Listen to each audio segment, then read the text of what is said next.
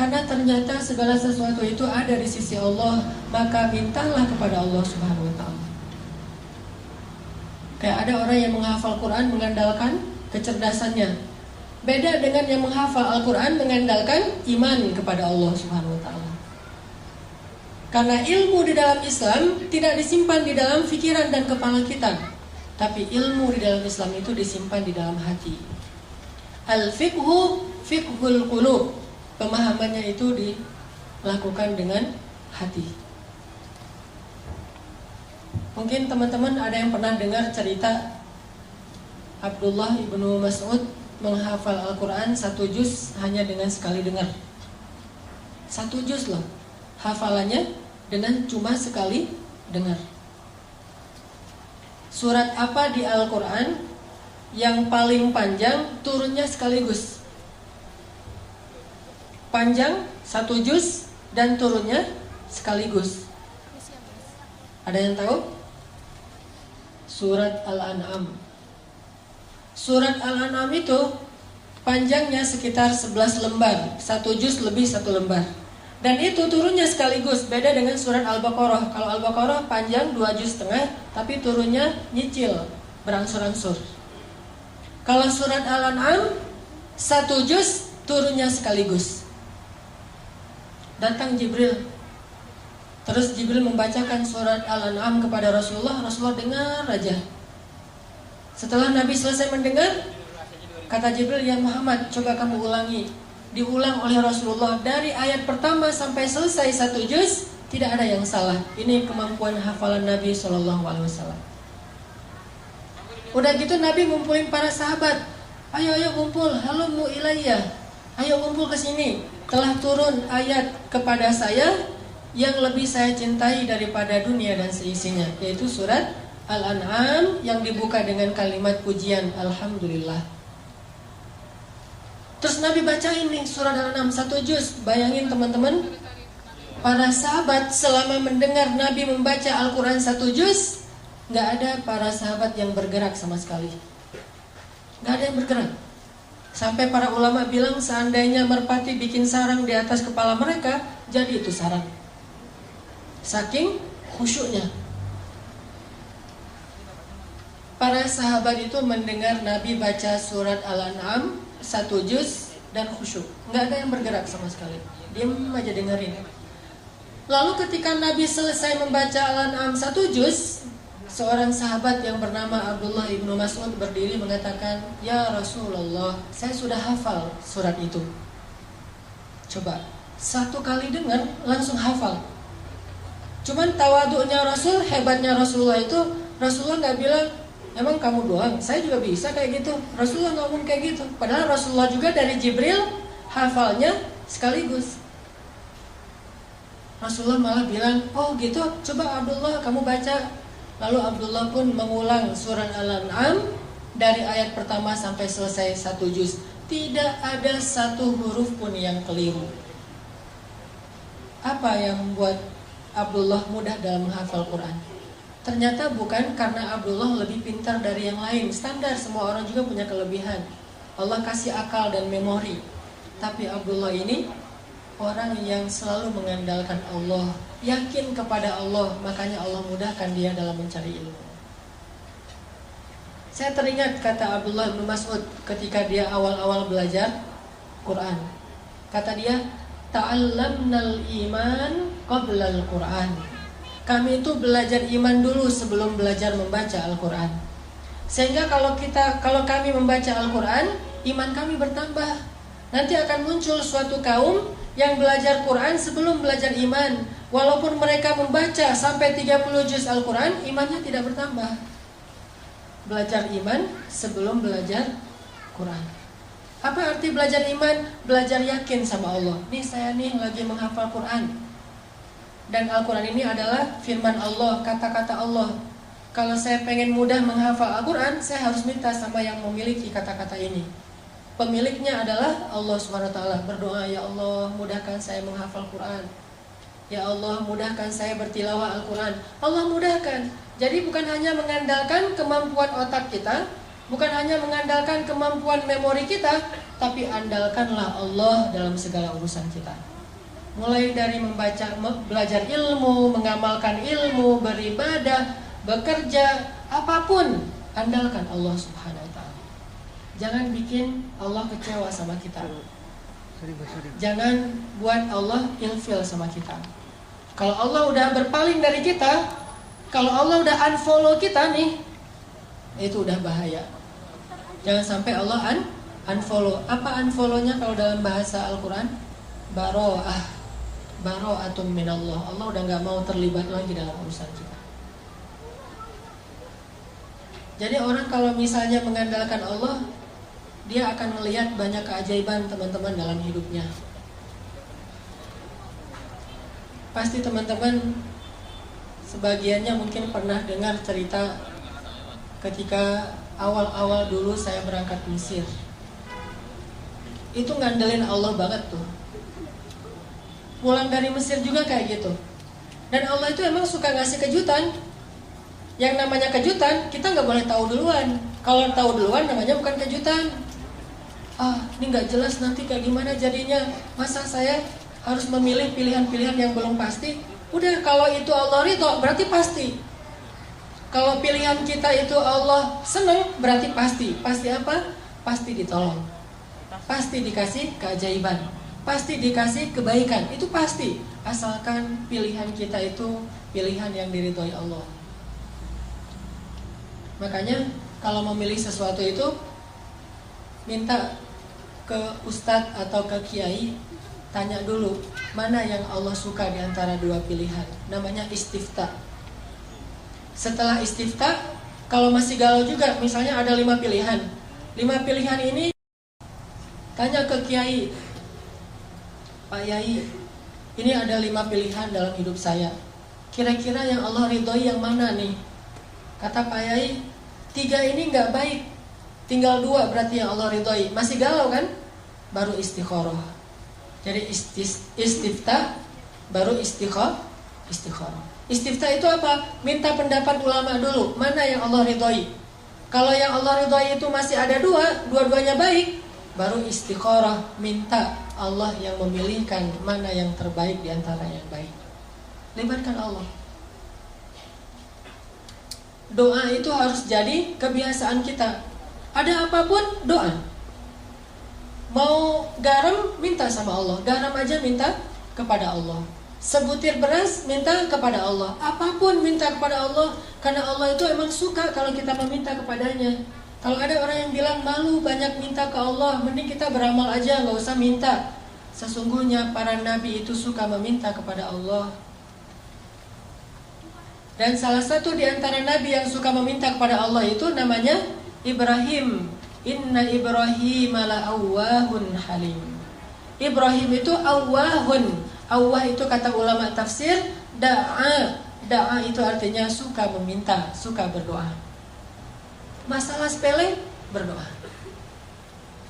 Sehingga kalau kita sudah melibatkan Allah dalam hidup kita, Allah Subhanahu wa ta'ala itu punya banyak cara untuk menyelesaikan masalah kita.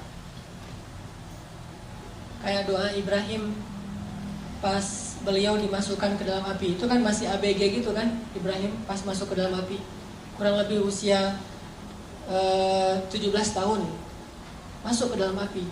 Apa kata Ibrahim? Robbi, Engkau adalah Tuhan satu-satunya di langit, dan aku adalah hamba satu-satunya di bumi yang menyembahmu. Robbi, tolonglah aku. Aku tidak berharap kepada yang lain selain Engkau, kata Ibrahim.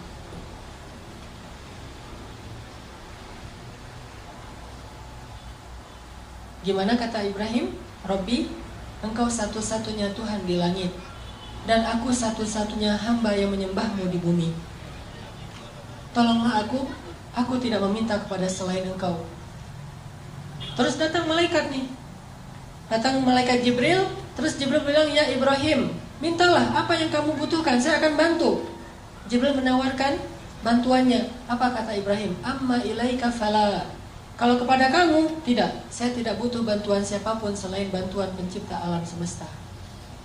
Jadi kalau kita udah ngelibatin Allah utuh, walaupun dalam hidup kita, teman-teman, boleh kita minta bantu ke manusia, tapi hati kita gak boleh bergantung kepada manusia. Tangan kita boleh berjabat tangan dengan orang lain, bikin akad gitu. Saya terima nikahnya, akad jual beli gitu ya. Boleh kita berakad dengan manusia secara zahir, tangan kita doang nih yang boleh berakad dengan manusia, tapi hati kita gak boleh berakad dengan manusia. Hati kita berakad dengan Allah. Hati kita yakinnya kepada Allah. Itu yang dikatakan oleh Ibrahim. Ketika Ibrahim di dalam api mau dibakar nih, Ibrahim mengatakan, Rabbi, Engkaulah Tuhan satu-satunya di langit, dan aku hamba satu-satunya di bumi yang menyembahmu pada hari ini. Tolonglah aku. Kemudian Allah berfirman, Ya nar, kuni bardan wa salaman ala Ibrahim. Wahai api, jadilah engkau sejuk dan menyelamatkan bagi Ibrahim alaihissalam. Ini kalau kita melibatkan Allah. Kalau ada yang bilang itu kan para nabi, ternyata cerita-cerita kayak gini bukan hanya terjadi kepada para nabi, terjadi kepada banyak orang soleh yang bahkan tidak disebut namanya. Terjadi kepada nabi, kepada ayah nabi, kepada ibu nabi, kepada anak nabi, kepada keturunan nabi, atau bahkan kepada pengikut nabi. Semua hamba Allah itu punya peluang yang sama untuk ditolong oleh Allah. Bukan hanya para nabi doang yang dapat pertolongan Allah. Semua ditolong oleh Allah. Atas nama hambanya pasti Allah menolong. Coba teman-teman perhatikan salah satu kisah di dalam Al-Quran. Kayak gimana Allah itu kalau nolong hambanya itu caranya agak-agak unik dan penuh dengan kejutan. Coba kita perhatiin di dalam surat Al-Qasas, surat 28. Pada punya aplikasi Quran? Coba buka surat Al-Qasas, surat 28 ayat 7. Surat Al-Qasas, surat 28 ayat 7. Saya akan tilawah dulu ayat 7 sampai ayat 13. Surat Al-Qasas ayat 7 sampai ayat 13.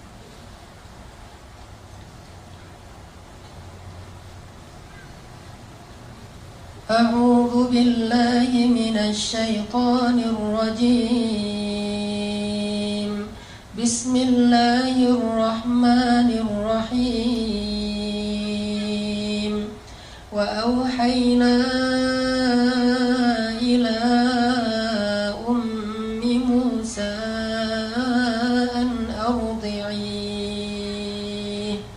fa idza khifti 'alayhi fa'alqihi fil yammi wa la takhafi wa la tahzani inna radduhu ilayki wa ja'iluhu minal mursalin. Faltaqatahu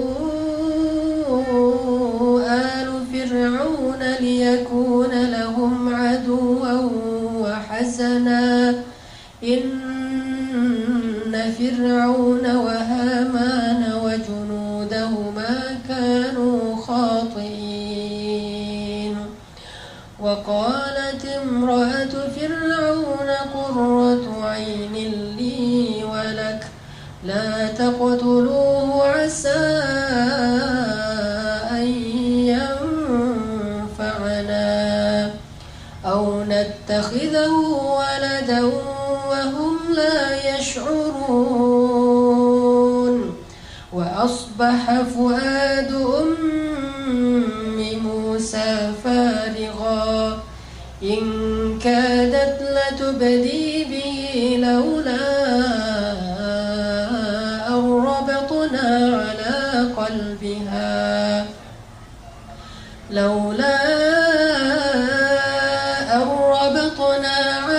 qalbiha litakuna minal mu'minin. Wa qalat li ukhtihi qussih fabasurat bihi an junubin wa hum la yash'urun. حرمنا عليه المراضع من قبل فقالت هل أدلكم على أهل بيت يكفلونه لكم وهم له ناصحون فرددناه إلى أمه كي تقر عينها ولا تحزن ولتعلم أن وعد الله حق ولكن أكثرهم لا يعلمون. Sadaqallahul Azim. Teman-teman yang dirahmati Allah Subhanahu wa taala. Jadi ceritanya itu kita tahu kalau Fir'aun bikin peraturan orang-orang Bani Israel itu nggak boleh ngelahirin anak laki-laki. Kalau ada bayi laki-laki yang lahir dari suku Bani Israel atau suku budak waktu itu akan langsung dibunuh oleh Fir'aun. Sebab Fir'aun bermimpi nanti akan muncul laki-laki Bani Israel yang akan menggulingkan kekuasaan Fir'aun. Diberlakukanlah peraturan ini. Setiap ada kelahiran diperiksa sama tentara Fir'aun, diculik, diambil paksa, kemudian dibenamkan di dalam pasir. Kemudian dilemparkan ke dalam sungai Nil. Kemudian diberikan kepada serigala. Kemudian disembelih hidup-hidup. Kemudian diberikan sebagai makanan singa di dalam kandang singa milik Fir'aun. Semua bayi Bani Israel itu dibunuh.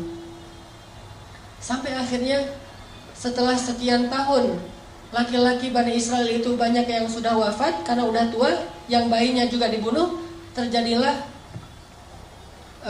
kelangkaan. Susah mencari laki-laki Bani Israel.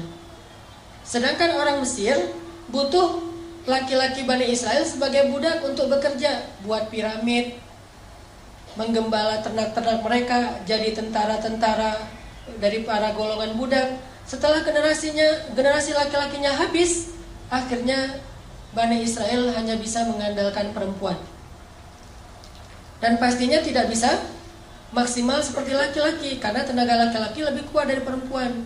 Walaisa dzakaru kal unsa. Barulah Firaun mengevaluasi kembali peraturannya, terus dia ganti. Yang tadinya setiap kelahiran bayi laki-laki dibunuh, sekarang diganti.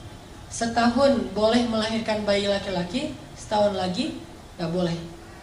Tahun ganjil kalau lahir laki-laki, bayi laki-laki itu selamat. Tahun genap dibunuh, selang-seling. Dan qadarullahnya Harun lahir di tahun ganjil, sehingga dia selamat, kakaknya Musa. Sedangkan Musa lahir di tahun genap. Pas Musa lahir, anak laki-laki, ibunya langsung khawatir, tahun ini gak boleh melahirkan anak laki-laki. Langsung dicari sama tentara Firaun. Akhirnya Allah menyampaikan ilham kepada ibu Musa, mengilhami ibu Musa melalui mimpi agar dia menghanyutkan bayinya di sungai Nil menggunakan satu kayak keranjang gitu. Ibu Musa bingung, benarkah ini perintah Allah? Kenapa mimpi saya aneh sekali beberapa malam terakhir? Akhirnya ibu Musa nanya ke ustadz-ustadznya Bani Israel. Kalau bahasa sekarang mungkin ngejapri ustadznya ya, tapi nggak di-read gitu, nggak DM, nggak di-allow, di-follow, nggak di-follow back. Nih ibu Musa nanya kepada ustadz-ustadznya Bani Israel, ya Syekh, saya bermimpi gini, apakah benar ini perintah Allah? Kata para ulama Bani Israel, benar, ini perintah Allah. Hanyutkanlah bayimu ke sungai Nil, dan Allah berjanji akan menyelamatkannya dan mengembalikannya kepadamu. Itu janji Allah. Kalau kita mau yakin sama Allah, libatkan Allah. Walaupun caranya tuh agak-agak aneh menurut logika kita. Aneh gak sih? Bayi baru lahir, kesayangan ibunya bayi. Karena bayi Musa itu bayi yang sangat menakjubkan. Nih ya, by the way, Nabi itu semuanya keren-keren, gak ada Nabi yang gak keren. Gak usah Nabi, brand ambassador satu produk aja carinya model yang paling keren kan. Apalagi brand ambasadornya lah langit tuh pasti orang yang paling keren tuh. Apalagi Musa, Musa itu terkenal cowok ganteng, keren. Walaupun mungkin beda dengan Yusuf. Saking gantengnya Musa, saking kerennya Musa, orang Bani Israel itu kepo.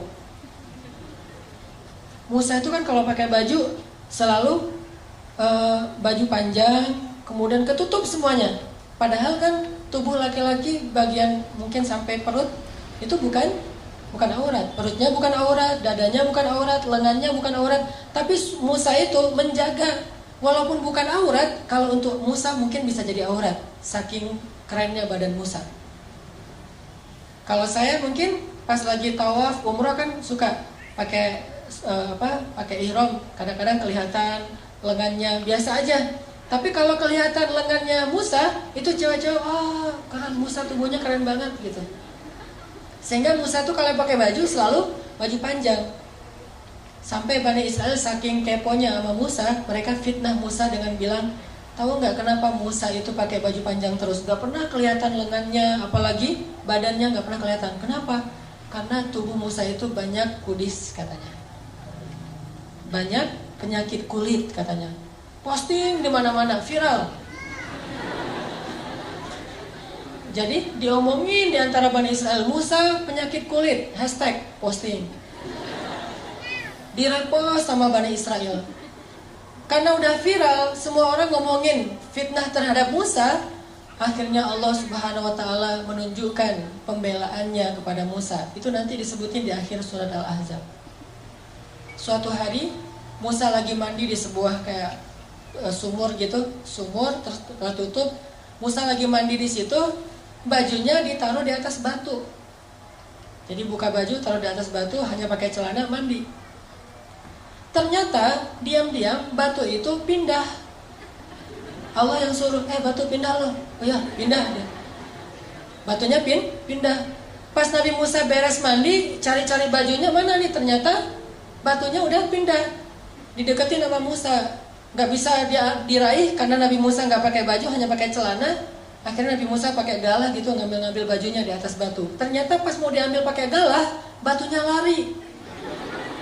Ini luar biasa, dan ini kisah nyata disebutkan di Al-Ahzab, dan tafsirnya juga demikian.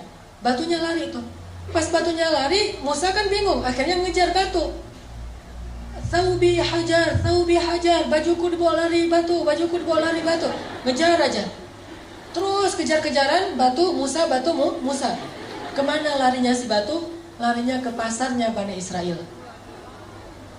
Jadi anak-anak Bani Israel lagi main skate gitu, batunya lewat. Kirain tadi itu obstacle buat nge-trick sama anak-anak skate. Lagi pada main BMX ya, lagi Bani ban gitu, lagi pengen nge-trick, lewat batu. Ada anak-anak Bani Israel lagi nongkrong gitu, lagi ngopi-ngopi, batu lewat, Musa lewat. Heran, semuanya ngelihat tubuh Musa yang gagah. Sengaja tuh Allah berfirman ke batu supaya larinya di antara orang ramai. Tempat mainnya anak muda, nanti di alun-alunnya Bani Israel. Pokoknya keliling aja, keliling kota. Jadi Musa jadi kayak Indoranas gitu, keliling sambil lari dengan tubuhnya yang keren. Sehingga Bani Israel semuanya, lo bawa HP nggak? Ambil kamera. Jadi trending topik, Musa ternyata tubuhnya keren banget. Baru berhenti di tengah pasarnya Bani Israel. Pas batu itu berhenti di tengah pasar Bani Israel, Musa datang langsung ngambil baju, pakai, dan Musa marah kepada batu itu. Dipukul oleh Musa dengan 3 pukulan, hancurlah batu itu. Musa itu terkenal nabi yang sangat kuat. Bayangin, saking kuatnya Musa, kakaknya aja Harun ditarik di janggutnya, dibanting. Musa, malaikat turun. Kan malaikat kalau ketemu nabi itu rata-rata menjelma sebagai laki-laki ya. Turun tiba-tiba ada laki-laki di sebelah Nabi Musa, ditonjok. Buta mata malaikat. Naik ke Allah, ya Allah mata saya, kenapa ditonjok Musa? Sembuh, turun lagi, ya Musa saya malaikat. Oh kirain tadi begal gitu mau Musa itu terkenal nabi yang sangat kuat. Dan ketika Musa masih bayi, namanya bayi nabi tuh, jangankan bayi nabi, bayi orang biasa aja kan lucu gitu. Semua orang sayang kepada dia, Allah kasih rasa kasih sayang kepada seorang bayi, apalagi bayi nabi. Dan nabinya Musa pula yang memang luar biasa fisiknya. Sehingga ibunya gak tega mau menghanyutkan bayinya. Tapi ini perintah Allah. Dan yakinlah sama Allah, Allah pasti akan ngembaliin bayimu, nggak akan celaka. Ini ujian buat keluarga Musa. Ibu Musa itu ibu yang sangat beruntung, punya 2 anak laki-laki, dua-duanya Nabi, Harun dan Musa. Kalau yang lain, tidak ada ibu yang punya 2 anak laki-laki, dua-duanya Nabi. Yang ada ayah kayak Ibrahim, Ishak dan Ismail. Akhirnya setelah meyakinkan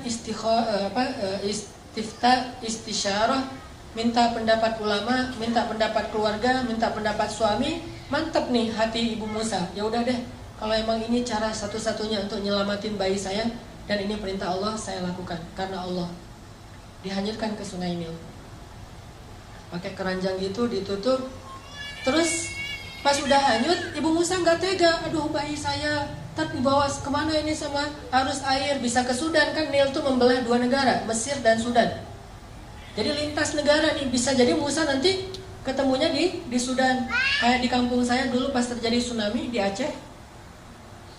Kan ada orang yang hanyut sampai ditemukannya di pulau seberang. Terus ketemu lagi sama keluarganya setelah 10 tahun. Baru ketemu 2014. Jadi 2004 terjadi tsunami, 2014 baru ketemu keluarganya karena dia udah sekolah, kalau nggak salah udah kuliah gitu. Udah kuliah ke daerah Aceh Selatan, ketemu sama keluarganya 10 tahun loh, tak kuliah tak SMA gitu pokoknya. Musa bisa aja hanyutnya sampai ke Sudan. Akhirnya ibunya bilang ke mbaknya Musa, Mbak, kusih itu artinya cari tahu gimana kabar adikmu. Akhirnya mbaknya Musa menyusuri Sungai Nil. Dan perhatikan teman-teman, Allah punya rencana dan rencana Allah itu sebaik-baik rencana. Musa itu kan dihanyutkan ke Sungai Nil menghindari Firaun kan? Tapi malah ini tabut atau keranjangnya Musa hanyutnya masuk ke sebuah selokan yang mengarahkan dia ke istananya Firaun. Jadi masuk ke sebuah selokan air yang air itu nanti ujung-ujungnya ada di istana Firaun. Dihindarkan dari Firaun, malah didatangkan kepada Firaun oleh Allah. Allah punya rencana. Masuk ke selokan itu, hanyut sampai ke pemandian keluarga Firaun. Ditemukan sama dayang-dayangnya Firaun. Pas dibuka, bayi kecil yang luar biasa dikasih kepada istri Firaun. Lalu ketika diberikan kepada istri Firaun langsung jatuh hati kepada bayi Musa. Dan qadarullah, waktu itu istri Firaun belum punya anak, sehingga dia pengen banget punya anak laki-laki. Dipanggil sama istri Firaun ke suaminya, Fir, aku dapat bayi loh gitu. Kan manggilnya Fir, sini loh, aku lagi dapat bayi nih. Bayi yang mana? Pas dilihat sama Firaun itu walaupun dia zalim, jahat, dia itu pintar. Namanya juga keturunan raja, kan Firaun itu julukan raja-raja Mesir. Kalau raja Yaman julukannya Dhu, kayak Dzun Nuwas, Dzulqarnain. Jadi Dhu itu Yaman. Kalau kayak di Mesir itu Firaun. Nah, Firaun ini karena keturunan raja, bukan orang bodoh, dia tahu ini bayi Bani Israel yang dibuang karena takut dibunuh. Akhirnya Firaun mengatakan, ini pasti bayi Bani Israel akan saya bunuh. Kata istrinya, Fir, kan kita nggak punya anak udah berapa tahun. Saya pengen banget punya anak. Kalau kamu mau bunuh dia jangan sekarang deh. Kasih saya waktu untuk bisa bersenang-senang dulu dengan dia. Qurratu ainin li walak. Mudah-mudahan anak ini bisa menjadi kesenangan buat saya dan buat kamu. Kata Firaun, laki la liya.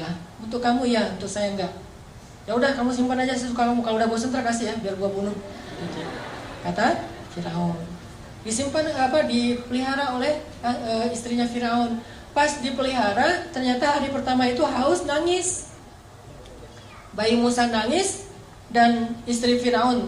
Ada yang bilang ini Asia, ada yang bilang bukan. Sebutlah misalnya Asia. Asia nggak punya ASI, akhirnya Asia pun membuat sebuah audisi menyusui di Mesir. Bikin spanduk segala macam iklan di TV, audisi ibu menyusui. Siapa yang bisa menyusui anak istana, anak raja, maka dia akan diberikan kekayaan yang sangat banyak dan akan diangkat sebagai salah satu keluarga angkat raja. Wah, ibu-ibu pada ngantri pengen ikut audisi. Ngantri lama. Ada ratusan orang yang pengen ikut audisi. Satu demi satu datang untuk menyusui Musa. Musa tidak mau. Semuanya pada, Maksudnya enggak. Kalau sekarang mungkin gimana? Kalau aku sih yes, nggak tahu mas, anak gitu ya. Nah, ini artinya Musa nolak semuanya. Sampai akhirnya udah semuanya beres, yang mau menyusui nggak ada yang bisa.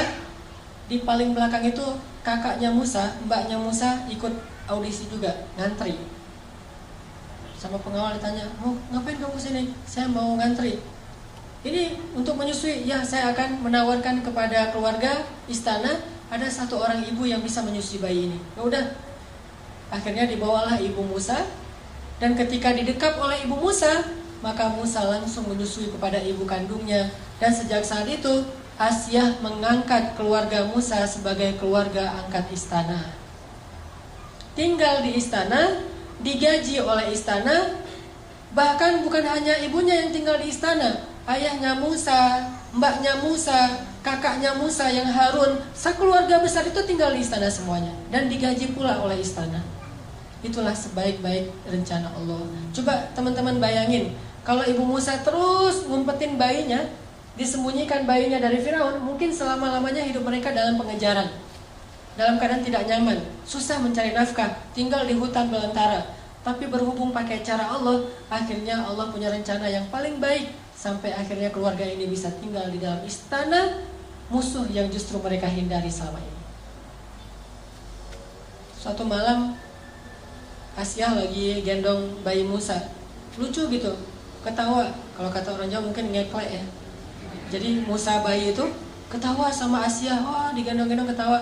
Firaun dari jauh ngeliat aja.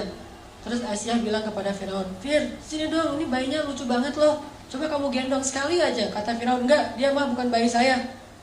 Coba aja, siapa tahu kalau kamu udah gendong, kamu jadi senang sama dia. Karena dipaksa-paksa sama Asyah, udah diambil sama Firaun.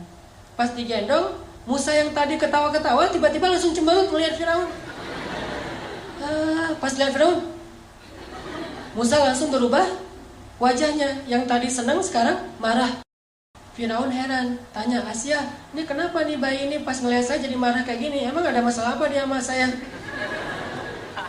Kata Asyah, mungkin belum kenal, coba kamu dekap lebih dekat lagi. Didekap lebih dekat lagi, pas udah dekat, maka Musa pun menarik jenggotnya Firaun sekeras mungkin sampai tercabut banyak dari jenggotnya Firaun dan berdarah.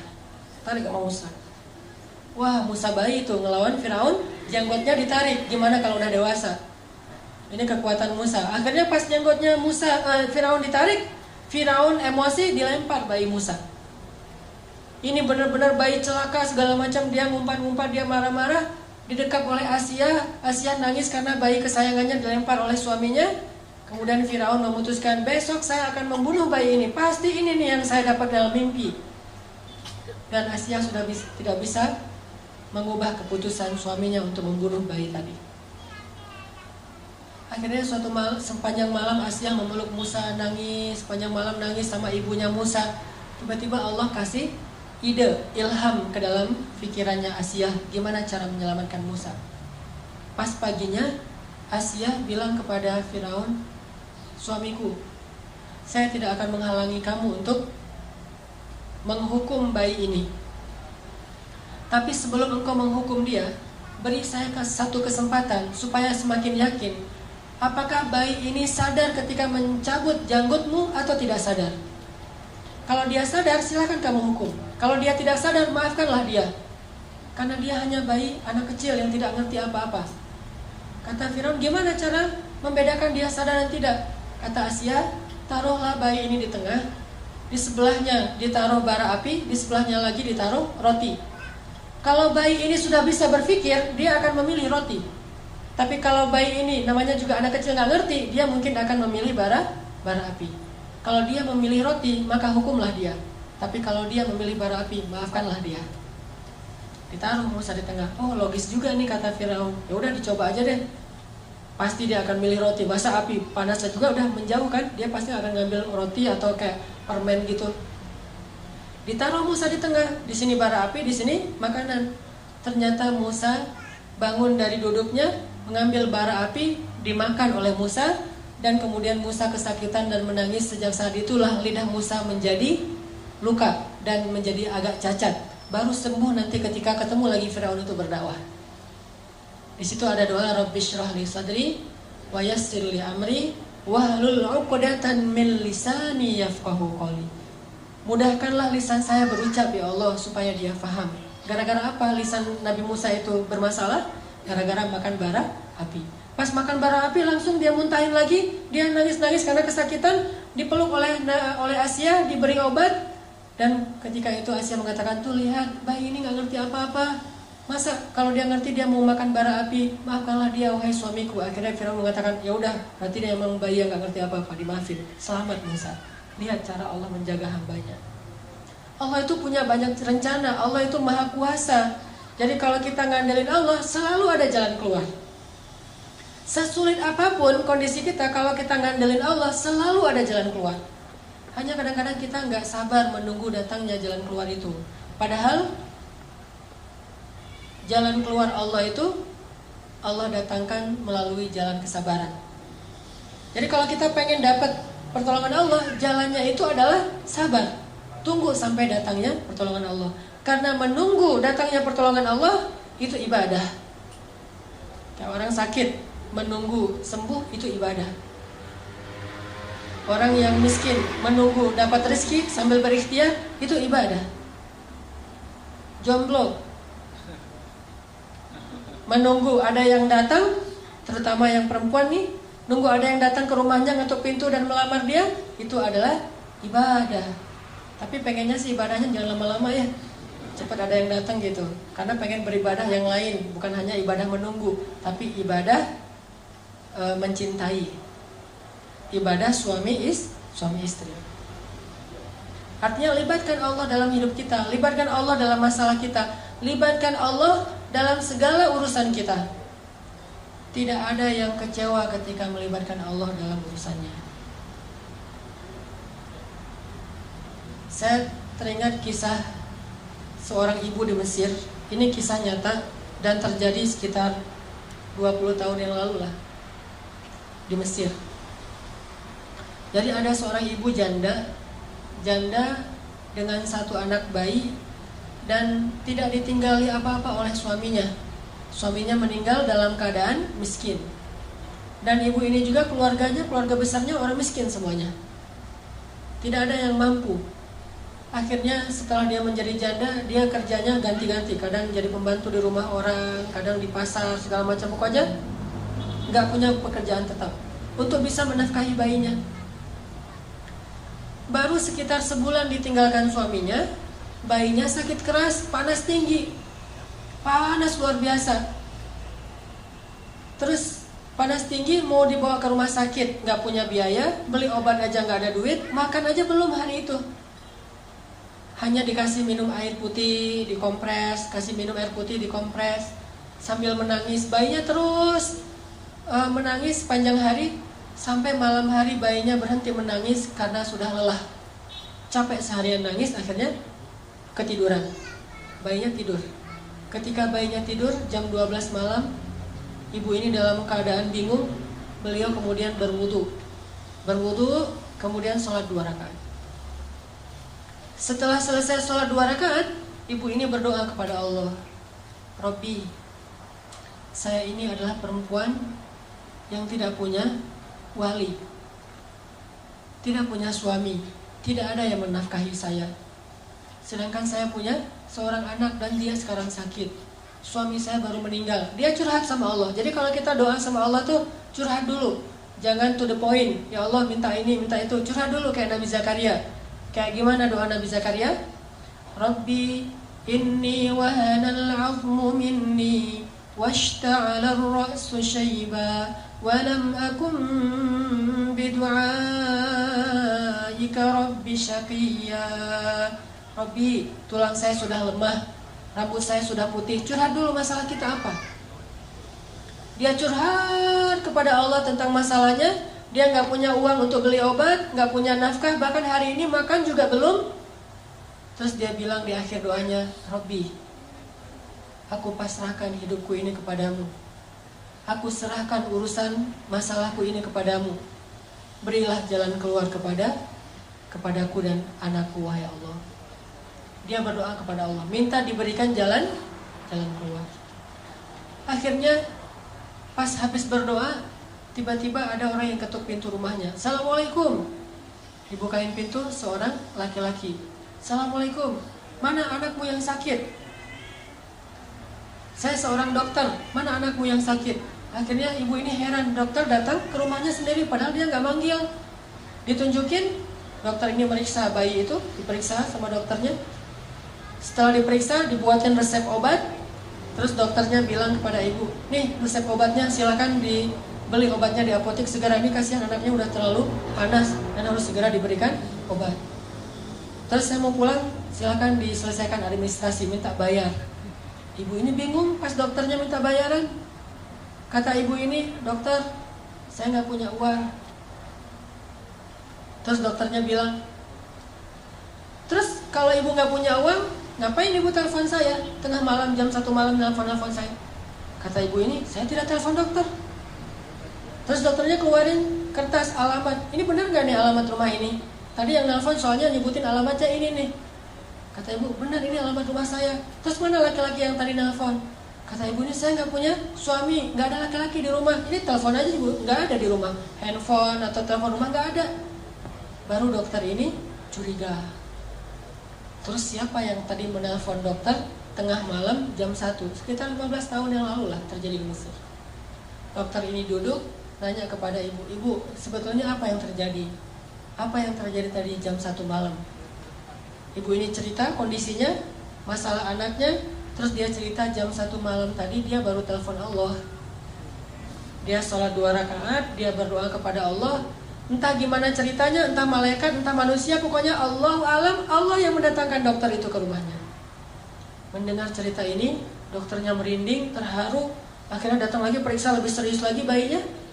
Terus keluar cari obat sendiri dokternya ke apotek, datang lagi kasih obat, kemudian ngasih lagi hadiah untuk keluarga ini untuk 1 bulan. Dan sejak saat itu dokter ini suka memberikan nafkah rutin kepada keluarga ini setiap bulan. Dan kadang-kadang dipanggil ke rumah untuk bantu-bantu di rumahnya. Artinya Allah punya banyak cara untuk membantu hambanya. Panggil aja Allah SWT. Ada apa-apa, telepon Allah. Dan telepon Allah itu paling enak tuh, gak pernah di-reject. Nelfon manusia, di-reject tuh. Nelfon, kan suka ada tulisan saya lagi meeting, lagi nyetir, kan ya? Atau lagi galau gitu kan, bisa juga custom, bisa tulis sendiri lagi galau. Itu kalau nelfon manusia. Kalau nelfon Allah, nggak pernah Allah nggak reject telepon hambanya. Ujibu da'watad da'i idza da'an. Saya pasti akan ngangkat telepon orang yang nelfon saya. Kalau kita analogikan dengan telepon, pasti Allah angkat. Sesibuk apapun Allah, kulla yaumin huwa fi sya'n. Setiap hari itu emang Allah sibuk, tapi Allah nggak pernah disibukkan. Sibuk ya, tapi disibukkan nggak. Allah punya banyak urusan ya, tetapi tidak pernah kewalahan. Telepon Allah. Dan telepon Allah itu nggak perlu hafal nomornya. Aduh, nomor telepon Allah berapa ya? Belum di save misalnya. Nggak perlu, tinggal bilang Allah, langsung ke connect ke langit. Nomor telepon Allah itu cuma bilang Allah aja. Rabbi, ilahi, bebas, nomornya banyak. Dan semuanya aktif, nggak ada nomor itu sudah tidak aktif. Sudah apa misalnya? Nggak ada. Allah pasti mengangkat telepon kita. Dan menelpon Allah itu nggak ngabis-ngabisin kuota, nggak ngabis-ngabisin pulsa, sama sekali gratis. Nggak makan pulsa, nggak ngabisin kuota, nggak perlu hafal nomor, nggak ada yang misalnya lagi telepon dengan yang lain jadi kita nunggu dulu ngantri. Nggak. Telepon Allah itu paling mudah ketimbang nelpon manusia. Ada masalah tinggal bilang ya Allah. Allah langsung mengatakan abdi alaka hajah, wahai hambaku, apa kebutuhanmu.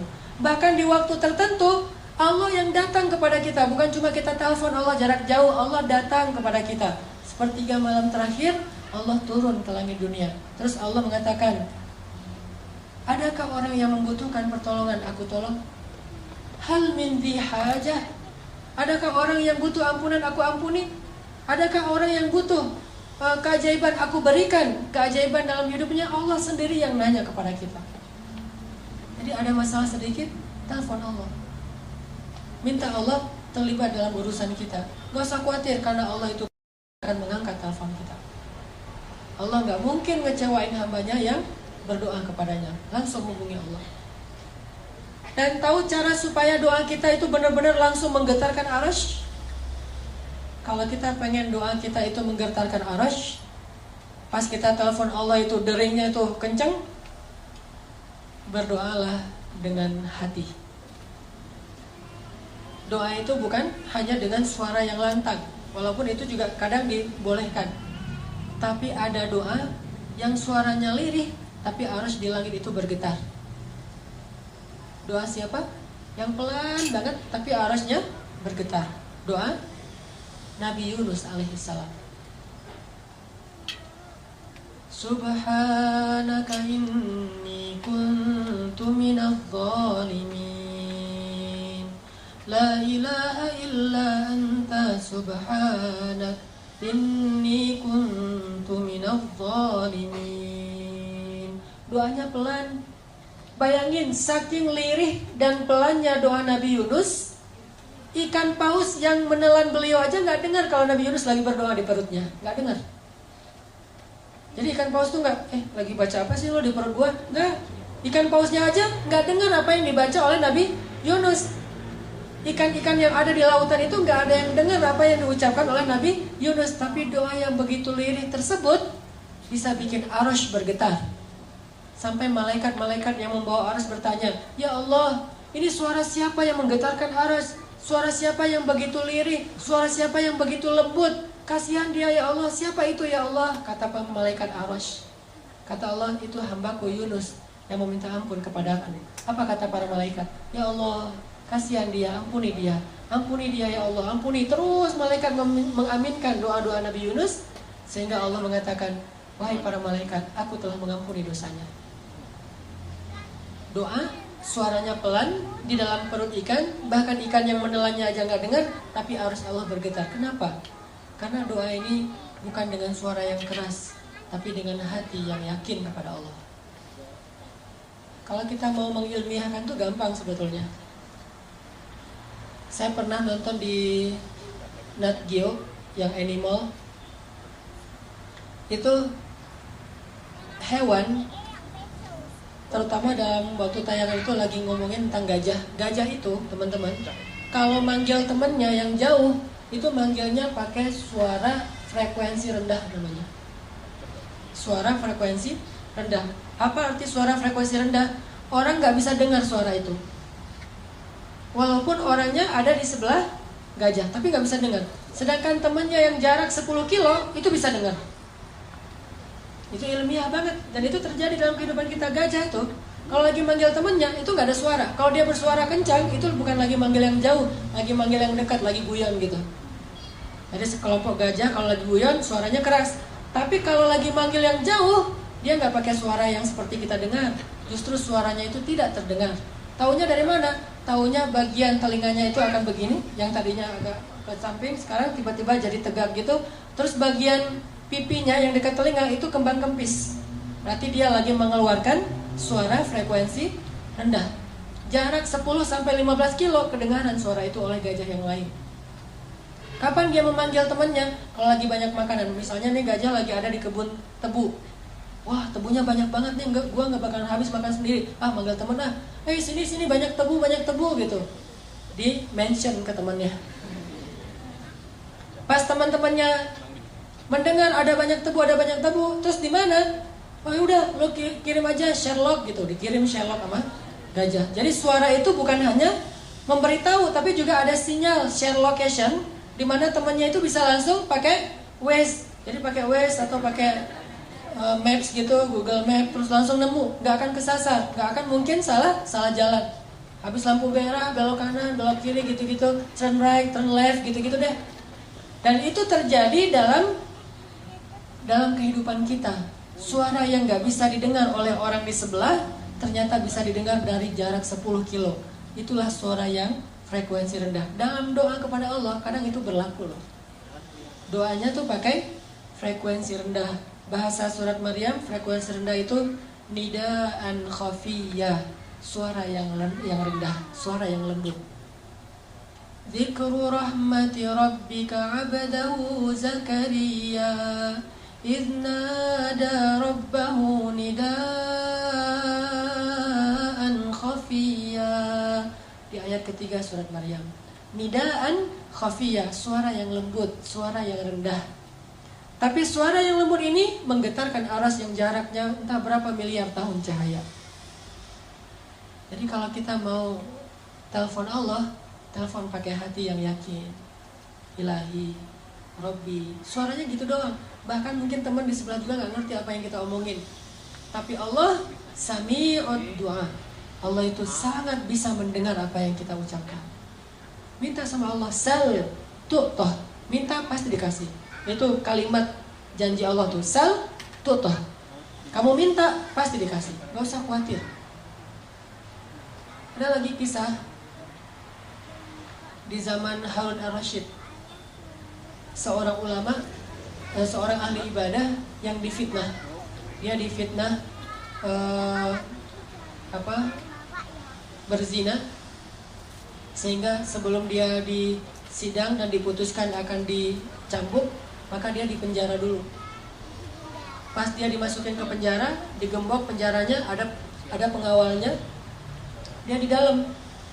Suatu saat habis dia di penjara, Khalifah Harun ar-Rasyid pergi ke masjid sholat. Pas sampai di masjid, Harun ar-Rasyid melihat orang yang tadi di penjara itu sudah ada di dalam masjid, lagi sholat sunnah. Ar-Rasyid bingung nih, kayak mirip tadi, kayak pernah ketemu orang ini di mana ya? Oh, ini yang tadi di penjara nih, kenapa ada di sini? Siapa yang lepasin dia? Setelah selesai sholat, orangnya udah nggak ada, balik ke penjara, ngelihat dia di dalam penjara. Harun ar-Rasyid bertanya kepada pengawal, apakah kalian membukakan pintu sehingga dia bisa sholat ke masjid? Kata pengawal, tidak. Dan dari tadi juga dia di dalam.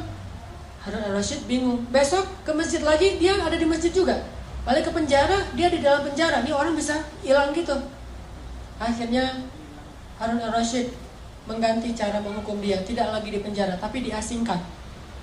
Ditaruh di tengah padang pasir atau di pulau mana gitu. Ditaruh di sebuah pulau atau di tengah padang pasir. Pokoknya diasingkan aja. Setelah diasingkan, para pengawal ini kemudian pulang.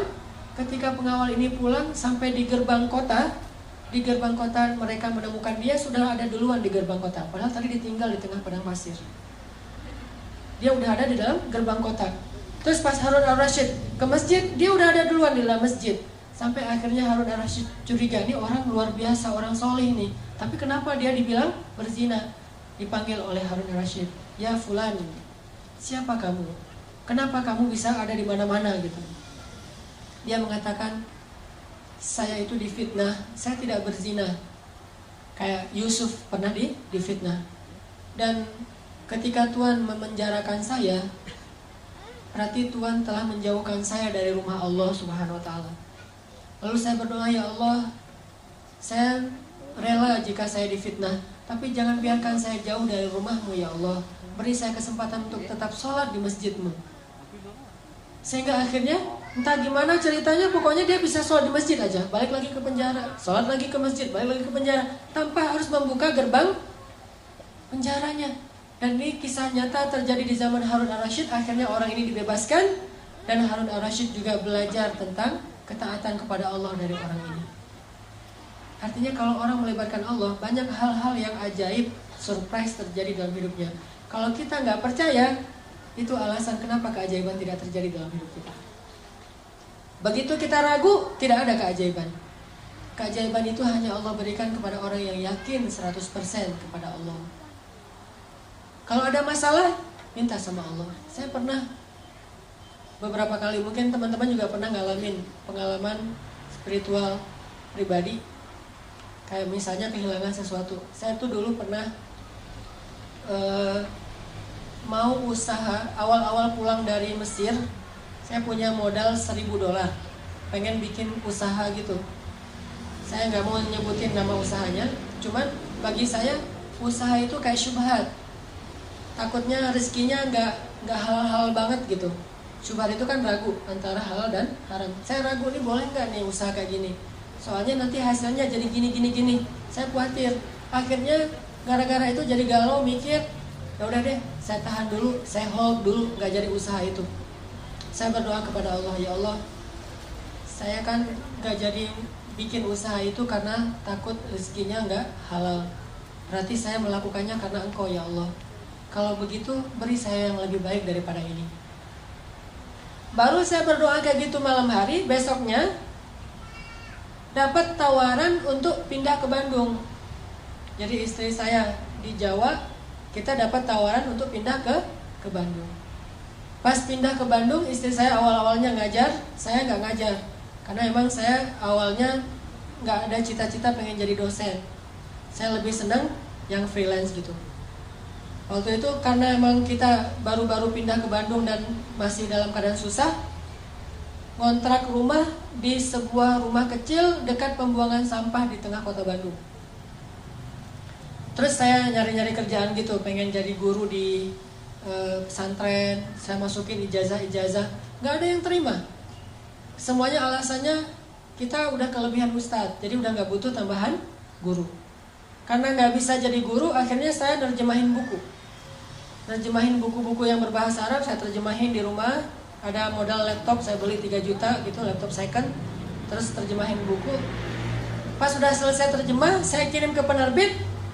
Semua rata-rata jawabannya, buku ini udah pernah ada yang nerjemah, jadi nggak boleh lagi diterjemah. Wah, saya salah. Sebulan nerjemahin ternyata nggak bisa diterbitin. Akhirnya putus asa nerjemahin buku, nulis buku sendiri. Udah selesai nulis buku, nawarin ke penerbit-penerbit. Katanya ini kurang layak diterbitkan, nggak bisa diterbitin karena nggak keren tulisannya. Akhirnya kalau orang nggak mau nerbitin buku saya, kenapa nggak saya terbitin sendiri? Mulailah saya mencoba menerbitkan sendiri. Saya desain. Bayangin teman-teman, ngedesain cover buku pakai PowerPoint. Lucu kan? Harusnya kan pakai Corel Draw, pakai InDesign, ini pakai PowerPoint karena nggak bisa ngedesain, pakai PowerPoint, pakai Word. Ya, jadi layoutnya tuh manual gitu, pakai Word gitu, terus di capture, cetak aja. Cetak 1000 buku. Udah selesai dicetak, penerbitnya nama sendiri, penulisnya sama, penerbit sama aja tuh, sama sendiri. Dicetak, udah gitu nggak tahu jualan kemana. Saya kirim ke Sumatera ke teman-teman anak-anak Kairo yang udah pulang, kirim ke lewat bus-bus malam gitu biar lebih murah, pakai kotak Marlboro. Saya angkat tuh di jalan raya tuh, penulis buku mengangkat kardus bukunya sendiri. Wah, jadi kuli gitu. Kirim terus, udah selesai dikirim, ada yang balik, ada yang nggak balik misalnya. Terus ada book fair, Islamic book fair di Bandung. Saya coba pinjam stand salah satu penerbit Islam yang ada di Bandung. Boleh nggak saya pakai standnya sedikit aja, satu space kecil buat buku-buku saya, nanti bagi hasil. Oh boleh. Udah, saya bawa buku saya pakai baju kaos gitu, saya taruh buku di situ. Cover bukunya wajah saya tuh paling gede, kan lagi pencitraan ya, wajahnya paling gede. Bikin X-bannernya juga wajah saya doang tuh, tulisannya dikit. Udah selesai gitu, taruh pakai X-banner, bukunya disusun jadi kayak tornado gitu, kayak piramid gitu biar orang menarik beli. Terus naik motor kan, ganti baju dulu. Tadi kan baju kuli, sekarang baju penulis. Ganti baju pakai baju putih gitu. Terus pakai pulpennya juga masih pilot, taruh sini. Berdiri di sebelah stand saya, orang-orang nanya ini buku apa? Buku tentang tadabbur Al-Quran. Penulisnya siapa? Itu penulisnya. Oh, minta tangan. Mulai dari situ usaha buku. Dari usaha buku ganti lagi ke usaha jual beli pulsa. Waktu itu di Bandung ada 60 cabang pulsa di Bandung selama 1 tahun. Terus nambah lagi ke usaha jual beli mobil second. Nambah lagi ke properti walaupun kecil-kecilan. Terus berkembang. Baru akhirnya saya sadar, ternyata benar ya. Kalau kita meninggalkan sesuatu karena Allah kasih yang lebih baik daripada apa yang sudah kita tinggalkan. Libatkan Allah. Mengambil sesuatu karena Allah, meninggalkan sesuatu karena Allah. Libatin aja Allah dalam segala urusan kita. Pasti mudah urusan kita. Awal-awal saya di Bandung itu, ketika awal-awal merintis, anak saya lahir, saya yang jadi bidan. Anak saya lahir tuh, mau dibawa ke bidan, udah telat, udah keburu lahir. Ya udah, saya jadi bidan aja. Udah, tutup semuanya. Bernafas, wah langsung jadi bidan. Saya tarik anaknya, pas udah selesai keluar, baru bingung nih gimana mutusin plasenta. Karena nggak tahu cara mutusin plasenta, baru nelpon ambulan, dibawa sama ambulan. Kenapa kok gitu-gitu amat? Tapi saya bersyukur, alhamdulillah jadi lumayan ngirit lah biaya ngelahirin, karena bidannya nggak perlu dibayar. Segitunya, Artinya kalau misalnya kita benar-benar melibatkan Allah itu, Allah emang suka ngasih kejutan-kejutan. Di Mesir saya dapat kejutan, di Jawa saya dapat kejutan, di Bandung saya dapat kejutan. Sampai hari ini sering dapat kejutan. Ada masalah dikit, saya langsung bilang, Allahumma ajurni fi musibati wa khluf li khairan minha. Ya Allah, beri saya pahala dalam musibah ini, terus beri saya ganti yang lebih baik. Enak kan? Jadi kalau kita kehilangan sesuatu, ini pengen diganti sama Allah dengan yang lebih baik. Diputusin, alhamdulillah, ya Allah beri saya ganti yang lebih baik. Jadi kalau kita jalan sendiri-sendiri aja ya, maksudnya kita putus aja, alhamdulillah ntar Allah ganti yang lebih baik daripada kamu gitu. Artinya Allah itu kalau kita libatin nggak akan ngecewain. Saya pernah kayak dicurangin orang gitu dalam satu, namanya orang usaha kan macam-macam ya, dicuranginnya nggak gede sih, namanya juga usaha kecil, sekitar 1,5 juta. Pas dicurangin gitu, ya udah daripada rame-rame, saya udah aja diberesin, rugi 1,5 juta. Pas udah rugi saya doa, ya Allah beri saya pahala dalam musibah ini, terus beri saya ganti yang lebih baik daripadanya.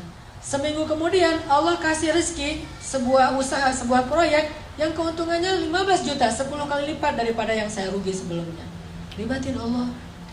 Jadi kalau kita libatin Allah, ada masalah dikit, kita nggak langsung putus asa. Oh, gampang, kalau rugi di sini mah minta aja lagi ke Allah, ntar Allah ganti yang lebih baik. Gitu. Nggak sampai kita jadi stres mikirin sesuatu yang nggak nyaman dalam hidup kita. Udah serahin aja sama Allah. Saya pernah malam-malam, dulu saya pakai salah satu handphone tuh yang kayak saya beli kurang lebih harganya 1.200.000 lah, handphone sederhana.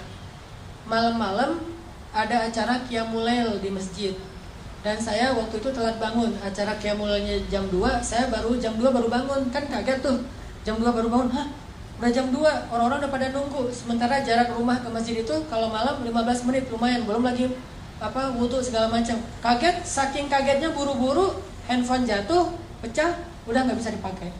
Saat itu juga saya berdoa, ya Allah beri saya pahala dalam musibah ini, beri saya ganti yang lebih baik daripadanya. Besok pagi loh, dan itu wallahi hanya berselang beberapa jam. Besok pagi diganti sama Allah dengan waktu itu Samsung Note 5 yang harganya waktu itu masih 10 juta. Diganti langsung di waktu yang sama, padahal belum selesai tuh mikirin yang tadi, tadi jatuh, kalau nggak jatuh udah ada handphone, sekarang ini minjam handphone istri dulu. Jatuh langsung Allah ganti dengan yang lebih baik kan gitu.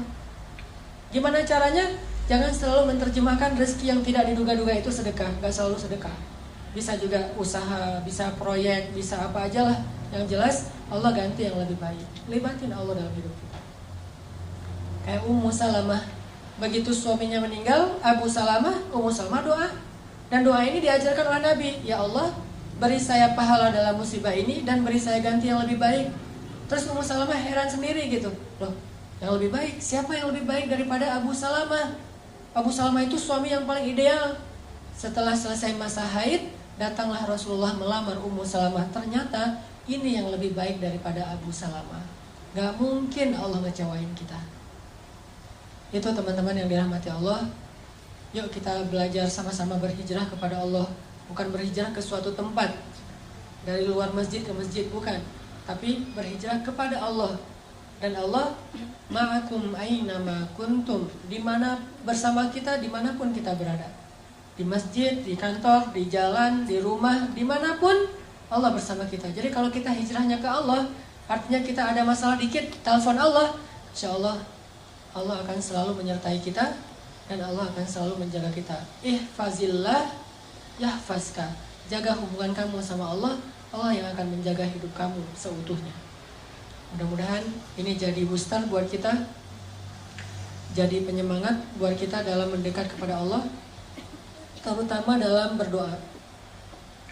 Mulai sekarang coba koleksi lebih banyak doa. Mulai sekarang coba koleksi lebih banyak doa. Doa sehari-hari, mulai doa makan, doa tidur, doa segala macam, termasuk doa-doa yang bisa kita baca di dalam sujud. Karena ketika sujud itu waktu yang paling baik untuk berdoa. Kalau kita sujud nggak tahu baca apa, itu rugi. Karena waktu sujud itu dekat banget sama Allah SWT. Jadi perbanyak aksiru minat doa, perbanyak doa ketika kita sujud. Mudah-mudahan ini bermanfaat. Barakallahu li wa lakum. Langsung dilanjutkan dengan muhasabah. Ya, kita muhasabah bersama-sama, berdoa kepada Allah Subhanahu wa taala. Mudah-mudahan Allah Subhanahu wa taala memberikan kepada kita keberkahan dalam hidup kita, keberkahan dalam rezeki kita, dan keberkahan di dalam usia kita. Ilahi Anta Rabbi la ilaha illa Anta. Ilahi ij'alni laka dzakkarin laka syakkarin. Allahumma ilaika aslamna wa bika amanna wa alaika tawakkalna wa ilaika anabna wa bika khasamna. Na'udzu bi'izzatika an tudillana antal hayyul ladzi la yamut wal insu wal jinnu yamutun. Ya Allah ya Rabbi, kepadamulah kami berserah diri, kepadamulah kami beriman ya Allah, kepadamulah kami serahkan urusan hidup kami, kepadamulah kami kembali, kepadamulah kami bergantung, hanya kepadamulah kami berharap ya Allah. Kami yakin Engkau maha mendengar doa-doa hamba-Mu. Kami yakin Engkau tidak akan mengecewakan orang yang datang kepadamu. Kami yakin rahmat-Mu mendahului kemarahan-Mu. Kami yakin karunia-Mu maha luas. Kami yakin Engkau maha pemaaf ya Allah. Kami yakin Engkau maha pemurah ya Allah. Karena dengan kemurahan-Mu lah kami mendapatkan kebahagiaan dalam hidup ya Allah. Hidup kami adalah kemurahan-Mu ya Allah. Hidup kami adalah rahmat-Mu ya Allah. Hidup kami adalah anugerah dari-Mu ya Allah. Engkau maha segala-galanya. Semua kebaikan ada di tangan-Mu ya Allah. Semua kebaikan ada di dalam genggaman-Mu ya Allah. Ilahana, hari ini kami berkumpul, bersimpuh di sini. Kami memohon ampunan dari-Mu ya Allah. Tidaklah kami melangkahkan kaki kami dari rumah kami ke sini kecuali karena kami mengharapkan ridha-Mu ya Allah.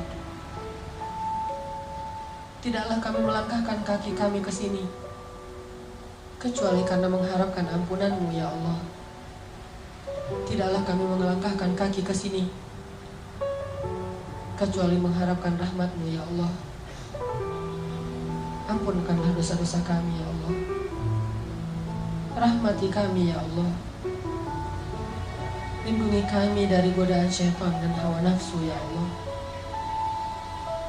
Janganlah Engkau biarkan kami kembali terjatuh di lubang yang sama ya Allah. Jangan Engkau biarkan hati kami condong kembali kepada dosa-dosa setelah Engkau beri petunjuk ya Allah. Janganlah Engkau biarkan kami kembali kepada masa lalu saat kami masih jauh dari-Mu ya Allah. Bantu kami dalam proses hijrah kami ya Allah. Bantu kami dalam perjalanan hijrah kami ya Allah. Bimbing kami ya Allah. Kuatkanlah hati dan azam kami ya Allah. Istiqomahkanlah amal kami ya Allah. Ilahana, kami memohon kepadamu ridha-Mu ya Allah, dan juga surga-Mu. Kami juga berlindung kepadamu dari kemarahan-Mu dan neraka-Mu ya Allah. Ridhoilah kami ya Allah. Golongkanlah kami termasuk ahli surgamu ya Allah. Jangan Engkau murka kepada kami karena dosa-dosa kami ya Allah. Dan jangan pula Engkau masukkan kami ke dalam neraka-Mu ya Allah. Ilaha, ajarkan kami untuk terus beriman kepadamu. Ajarkan kami untuk terus mengerti mana yang halal dan haram dalam agamamu. Ajarkan kami cara mendekat kepadamu ya Allah. Ajarkan kepada kami ilmu yang Engkau ajarkan kepada orang-orang soleh di antara kekasih-Mu. Ilahana, beri kami ilmu yang bermanfaat. Beri kami hati yang khusyuk. Beri kami mata yang mampu menangis karena takut kepadamu. Beri kami lisan yang mampu bertutur kata dengan zikrullah, zikir kepadamu. Beri kami telinga yang senang mendengar ayat-ayat-Mu. Beri kami hati yang selalu yakin kepadamu. Tambahkanlah iman kami ya Allah. Tambahkanlah iman di dalam hati kami ya Allah. Setiap harinya, setiap kali kami duduk di dalam majelis ilmu agamamu ya Allah. Rabbana atina fid dunya hasanah wa fil akhirati hasanah wa qina adzabannar. Subhanakallahumma wa bihamdika asyhadu an la ilaha illa anta astaghfiruka wa atubu ilaik. Assalamualaikum warahmatullahi wabarakatuh.